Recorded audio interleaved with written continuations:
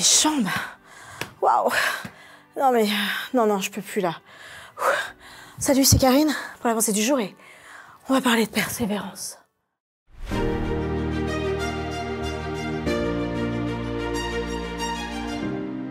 La pensée du jour se trouve dans Matthieu 24, 13. Mais celui qui persévérera jusqu'à la fin sera sauvé. Dirais-tu que tu es du style persévérant ou ouais, ça dépend des circonstances, hein? Petit exercice. Quand tu te mets à courir, est-ce que tu cours déjà? Peut-être que tu marches. Est-ce que tu es plutôt à te dire « Allez, moi, je vais jusqu'au bout de ma course et on va y arriver » ou est-ce que tu es plutôt en train de te dire « Ouais, bon, je commence, mais je sais pas, on verra jusqu'où je vais » ou alors, peut-être que tu te dis aussi « Non, mais je vais même pas chercher en fait à commencer ». La Bible nous enseigne que dans beaucoup de nos circonstances de vie, il est nécessaire de pouvoir apprendre de chaque situation que nous vivons. Mais très souvent, dans notre vie, nous n'appliquons pas particulièrement ce point-là. Nous voyons juste l'accumulation des situations qui nous font nous dire soit que ça va beaucoup moins. Pour autant, si la vie était comme cette course, j'aime beaucoup le texte de Matthieu justement qui nous dit, Matthieu 24, 13, qui m'a été proposé par un ami d'ailleurs, mais celui qui persévérera jusqu'à la fin sera sauvé. Persévérer, c'est-à-dire celui qui va endurer, celui qui va être pas simplement dans la situation de rester, mais qui va regarder l'objectif final et qui va se dire, je continue, quels que soient les déboires. Quelles que soient en fait les situations que tu vas rencontrer, le mot persévérer, il est composé de deux mots en réalité, par, sous, ou alors aussi dans le deuxième mot, méno, qui veut dire endurer, aller, continuer. Donc il y a ces deux mots qui s'assemblent pour ajouter à la force de la persévérance. On va aller par les choses, sous les choses, on va porter les choses et on va avancer. À cette époque de persécution, pour le peuple d'Israël, c'était assez compliqué. Pour les Juifs qui étaient là, c'était compliqué de pouvoir vivre leur foi, de pouvoir vivre cet évangile qui leur avait été apporté. Tu imagines recevoir une bonne nouvelle, on te dit là c'est bon, le Christ est revenu et on veut te museler et on te dit que si tu le dis, tu mourras. Certains vivent ça pourtant dans certains pays.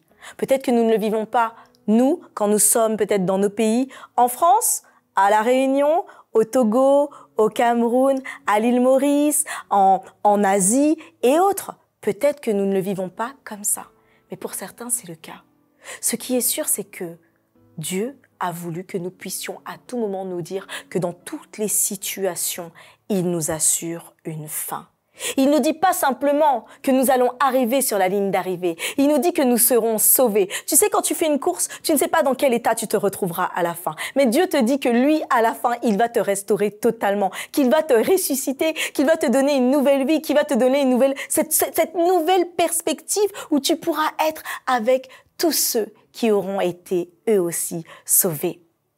La persévérance, c'est un processus mental, un processus physique.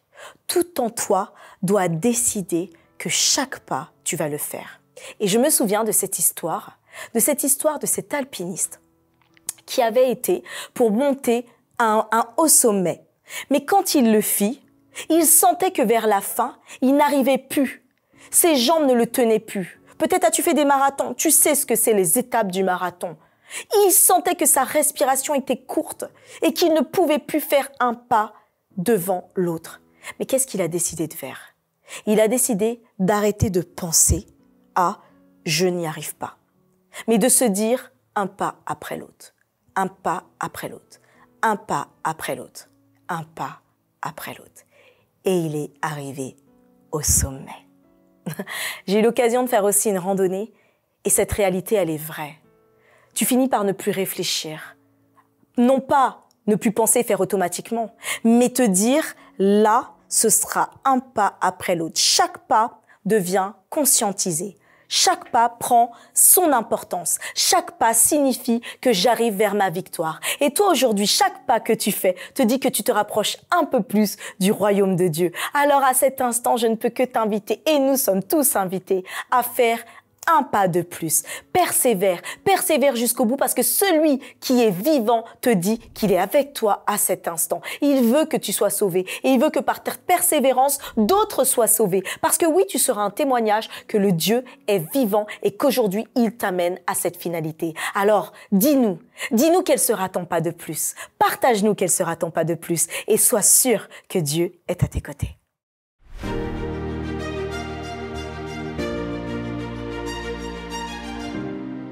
On attend en commentaire ton pas de plus. Quel est-il ce nouveau petit pas? Et surtout, mets un pouce, mets un petit commentaire, un autre, où tu nous dis peut-être qu'est-ce que tu aimerais comme sujet.